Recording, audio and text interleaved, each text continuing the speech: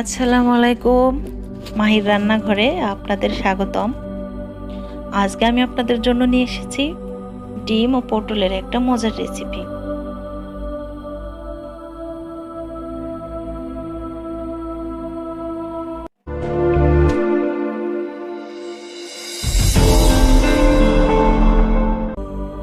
রেসিপিটার জন্য আমাদের লাগবে আস্ত পটল 8 পিস, সিদ্ধ ডিম 4টা, আলু 2টা,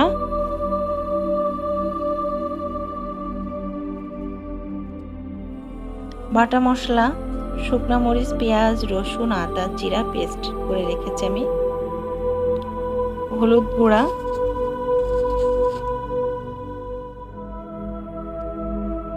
কাঁচামরিচ 8 পিস, গরম মশলা,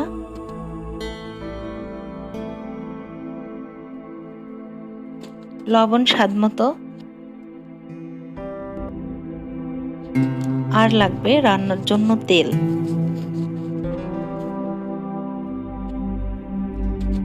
আমি আজকে মাটির চুলাতে রান্না করব। আমি একটা কড়াই তেল দিয়ে দিচ্ছি। তেল গরম হয়ে গেছে। এবার আমি আগে থেকে সিদ্ধ করে রাখা ডিমগুলো দিয়ে দেব।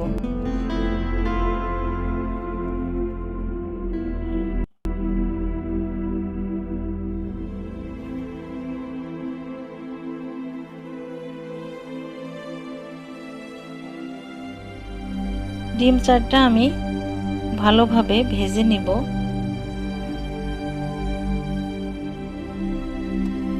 একটু নেড়ে চেড়ে বাদামি রং হওয়া পর্যন্ত অপেক্ষা করব।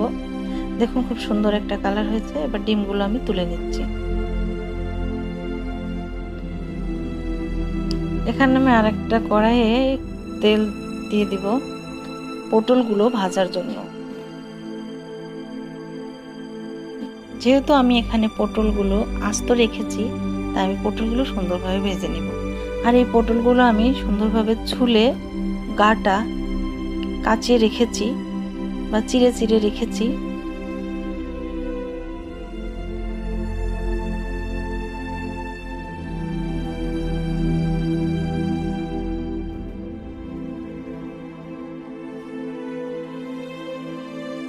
পটলগুলো একটু উল্টে পাল্টে দেব যাতে সুন্দরভাবে পটলটা ভাজি হয়ে যায়। এখানে আপনার পটলটা যত সুন্দর ভাজি হবে, তরকারিটা খেতেও ততটাই স্বাদ হবে। এখানে আমি আর একটু তেল দিয়ে দিচ্ছি। আমি এখানে কিন্তু বেশি পরিমাণে তেল দিব না, অল্প তেলেই পটলটা ভাজতে হবে, তাহলে পটলের একটা সুন্দর কালার আসবে।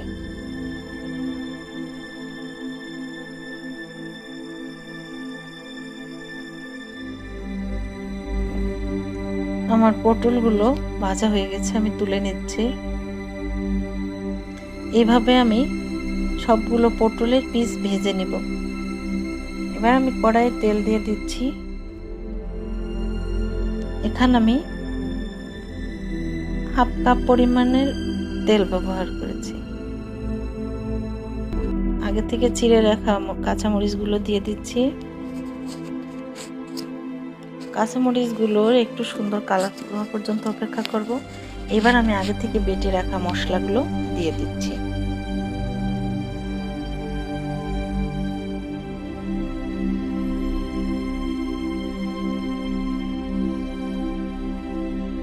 মশলাটা সুন্দরভাবে কষিয়ে আর দিয়ে দিচ্ছি একটু গরম মশলা বাটা।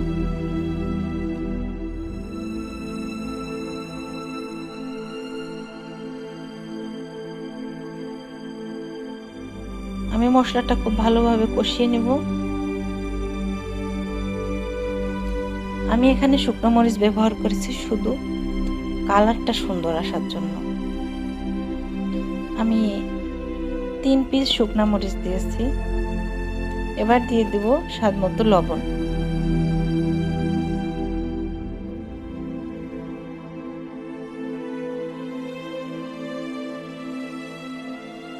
অনেকেই পটলের তরকারিটা পছন্দ করে না, এইভাবে রান্না করে দিলে সবাই খাবে পটলের তরকারি। এবার দিয়ে দেব একটু হলুদ।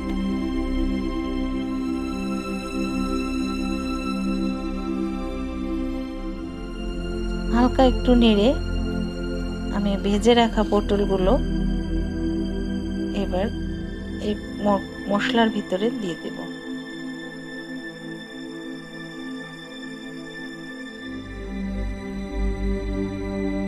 দেখুন আমার পটলগুলো একদম আস্ত। এবার আমি পটল আর মশলাটা খুব ভালোভাবে নেড়ে চেড়ে কষিয়ে নেব।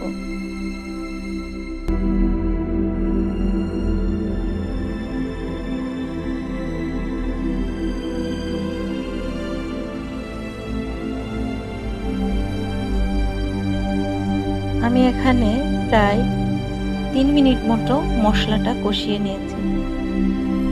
এবার দিয়ে দেবো একটু পানি।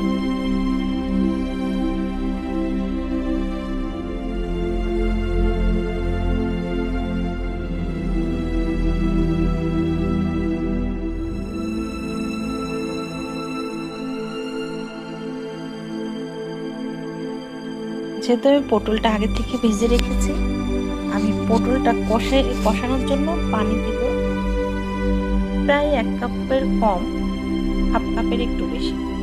আর আমি এখানে আলুর পিসগুলো দিয়ে দেব। একটু ভালোভাবে নেড়ে চেড়ে ঢাকনি দিয়ে ঢেকে দেব। আলুর পিসগুলো আমি একটু বড় করেই কেটে রেখেছি। যেহেতু পটলটা আস্ত, পিসগুলো একটু বড় করে রেখেছি। ঢাকনিটা তুলে আমি একটু নেড়ে দেব। দেখুন আবার আমি ঢেকে দিচ্ছি। আবার ঢাকনিটা তুলে আবার নেড়ে চেড়ে দেব।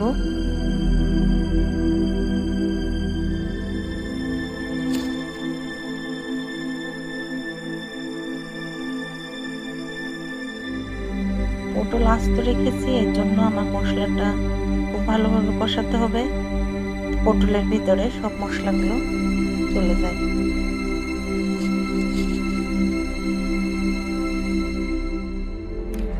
ভেজে রাখার কারণে পটলগুলো এখানে খুবই নরম হয়ে যাবে।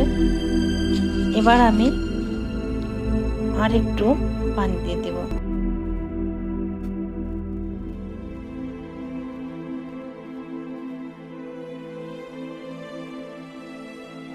এবার আমি 1 কাপ পরিমাণ পানি দিয়েছি,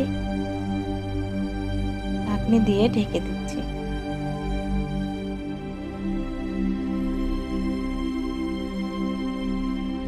এবার আমি ঢাকনিটা তুলে ভেজে রাখা ডিমগুলো দিয়ে দিচ্ছি।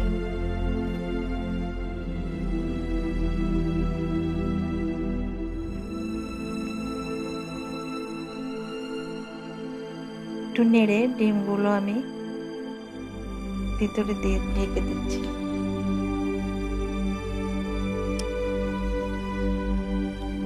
এবার ঢাকনিটা তুলে আমি আর একটু নেড়ে দেব।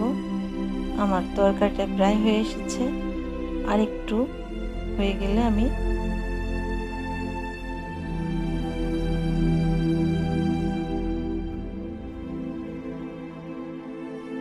এখানে 2টা কাঁচামরিচ চিড়ে আমি তরকারির ভিতরে দিয়ে দিচ্ছি। এতে ফ্লেভারটা অনেক ভালো আসবে।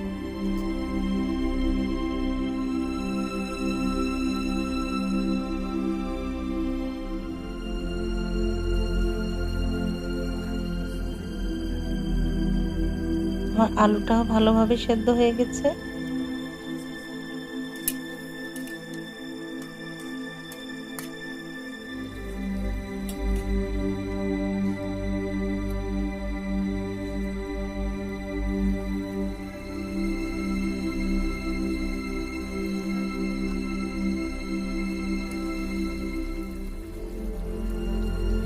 এবার আমার তরকারিটা হয়ে গেছে। এবার আমি নামিয়ে পরিবেশন করব। খুবই মজাদার একটা রেসিপি, অবশ্যই আপনারা বাসায় ট্রাই করবেন আর আমার চ্যানেলটা সাবস্ক্রাইব করবেন।